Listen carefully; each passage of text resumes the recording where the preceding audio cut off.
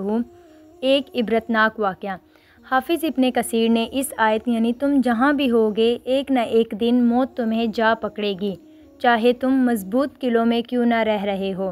سورۃ النساء میں ایک عبرتناک واقعہ لکھا ہے کہ پہلی امتوں میں ایک عورت تھی۔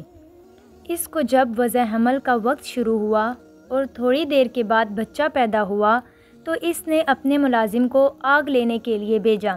وہ دروازے سے نکل ہی رہا تھا، اچانک ایک آدمی ظاہر ہوا اور اس نے پوچھا کہ یہ عورت کیا جنی ہے؟ ملازم نے جواب دیا کہ ایک لڑکی ہے۔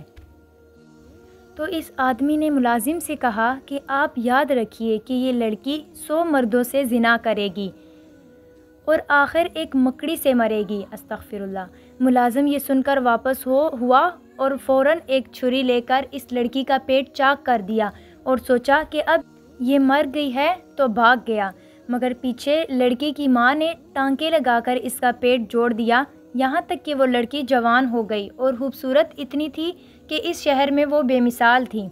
اور اس ملازم نے بھاگ کر سمندر کی راہ لے لی اور کافی عرصے تک مال و دولت کماتا رہا اور پھر شادی کرنے کے لیے واپس شہر آیا اور یہاں اس کو ایک بڑھیا ملی تو اس سے ذکر کیا کہ میں ایک ایسی لڑکی سے شادی کرنا چاہتا ہوں جس سے زیادہ خوبصورت اس شہر میں اور کوئی نہ ہو۔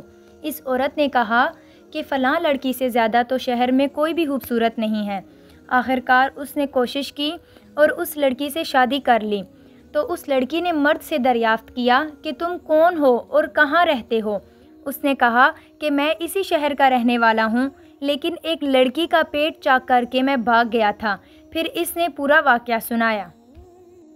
یہ سن کر وہ بولی کہ وہ لڑکی میں ہی ہوں۔ یہ کہہ کر اس نے اپنا پیٹ دکھایا جس پر نشان موجود تھا۔ یہ دیکھ کر اس مرد نے کہا کہ اگر تو وہی عورت ہے تو تیرے متعلق 2 باتیں بتلاتا ہوں، ایک یہ کہ تو 100 مردوں سے زنا کرے گی۔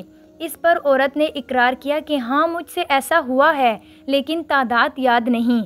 مرد نے کہا تعداد 100 ہے۔ دوسری بات یہ ہے کہ تو مکڑی سے مرے گی۔ مرد نے اس کے لیے ایک عالی شان محل تیار کروایا جس میں مکڑی کے جالے کا نام تک نہیں تھا۔ ایک دن اس میں لیٹے ہوئے تھے کہ دیوار پر ایک مکڑی نظر آئی۔ عورت بولی کہ کیا مکڑی یہی ہے جس سے تو مجھے ڈراتا ہے؟ مرد نے کہا کہ ہاں۔ اس پر وہ فوراً اٹھی اور کہا کہ اس کو تو میں فوراً مار دوں گی۔ یہ کہہ کر اس کو نیچے گرایا اور پاؤں سے مسل کر ہلاک کر دیا۔ مکڑی تو ہلاک ہو گئی لیکن اس کی زہر کی چھینٹے اس کے پاؤں اور ناخنوں پر پڑ گئے جو اس کی موت کا پیغام بنا۔ یہ عورت صاف ستھرے شاندار محل میں اچانک ایک مکڑی کے ذریعے ہلاک ہو گئی، اور اس کے بالمقابل کتنے ایسے آدمی ہیں کہ عمر بھر جنگوں میں اور مارکوں میں گزار دی، وہاں موت نہ آئی۔ حضرت خالد بن ولید رضی اللہ تعالیٰ عنہ جو اسلام کے سپاہی اور جرنیل معروف اور مشہور رہے اور سیف اللہ ان کا لقب ہے، پوری عمر شہادت کی تمنا میں جہاد میں مصروف رہے اور ہزاروں کافروں کو ختم کیا، ہر خطرے کی وادی کو بے خوف و خطر عبور کیا، اور ہمیشہ یہی دعا کرتے تھے کہ میری موت عورتوں کی طرح چرپائی پر نہ ہو بلکہ ایک نڈر سپاہی کی طرح میدان جنگ میں ہو، لیکن آخرکار ان کی موت بستر پر ہوئی۔ اس سے معلوم ہوا کہ زندگی اور موت کا نظام قادر مطلق اللہ تعالیٰ نے اپنے ہی ہاتھ میں رکھا ہے، جب وہ چاہے تو آرام کے بستر پر ایک مکڑی کے ذریعے مار دے اور بچانا چاہے تو تلواروں کی چھاؤں میں بچا لے۔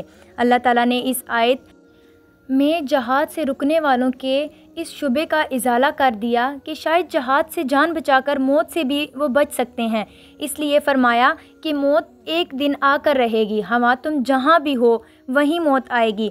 جب یہ بات ہے تو تمہارا جہاد سے منہ پھیرنا بیکار ہے۔ اللہ ہمیں حق بات کرنے کی توفیق دے اور حق پھیلانے کی توفیق دے۔ کمنٹ باکس میں اللہ یا محمد کا نام لکھ دیں، اور اگر یہ مفید معلومات آپ کو پسند آئیں تو ہمارے چینل کو سبسکرائب کریں۔ جزاک اللہ۔